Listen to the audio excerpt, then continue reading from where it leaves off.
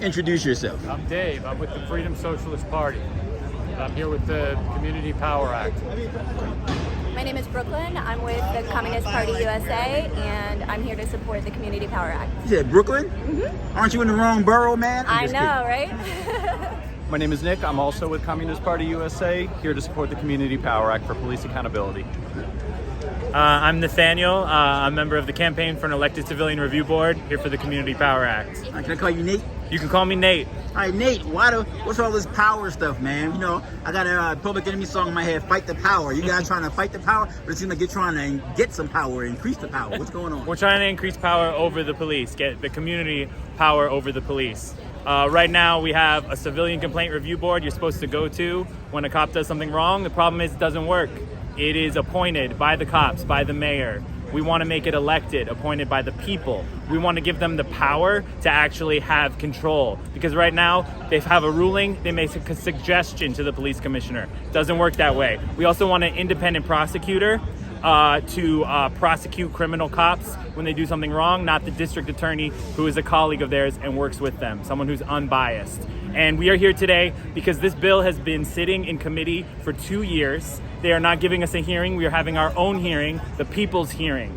And we are gonna make sure that they know that they need to pass this bill.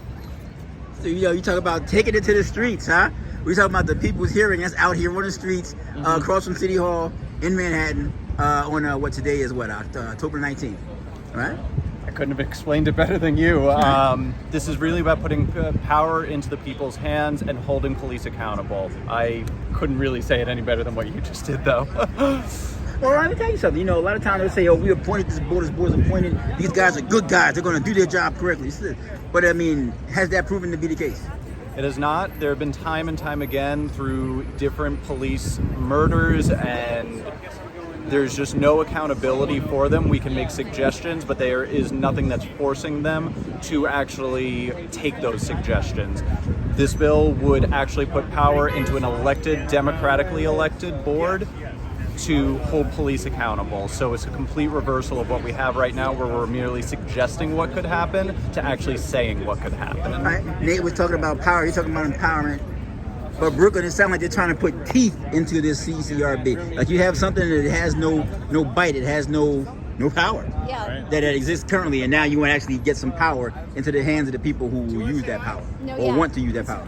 I mean, just like we were just saying over here, when we're suggesting that we hold police accountable, that's not really actually holding them accountable. And when we don't have an independent prosecutor and somebody from the outside holding the people inside of the police department to the level of accountability that they're supposed to be held at, then nothing's really going to happen if they're holding themselves accountable. So I think that's really what you're saying there with the teeth, having those real standards of responsibility and accountability that should be held to. I'm also thinking about those little commercials, right? Like Nate might know it because you guys young. Take a bite out of crime. You're just trying to take a bite out of the people who's supposed to be biting crime, right? I mean, because sometimes they need to get bit too, right?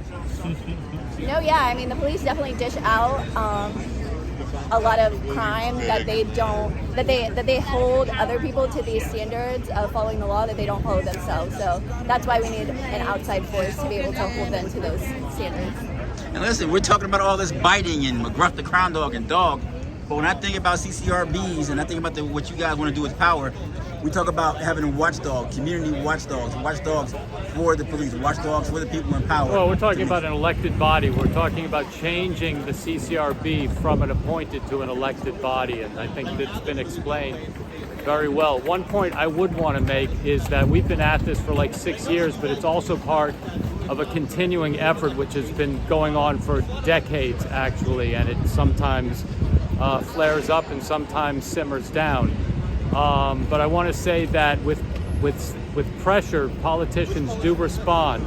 In the past 6 years, we have attended all of the charter revision commissions, and we've been through a couple of administrations and a couple of city council formations, and we attended all of the charter revision commissions, and because we were there and because we testified at all of those, they did make some small change put it out to the voters, and it was voted on as a ballot initiative by over 70% of the population, which means that police accountability is an issue that people care about and want something done about.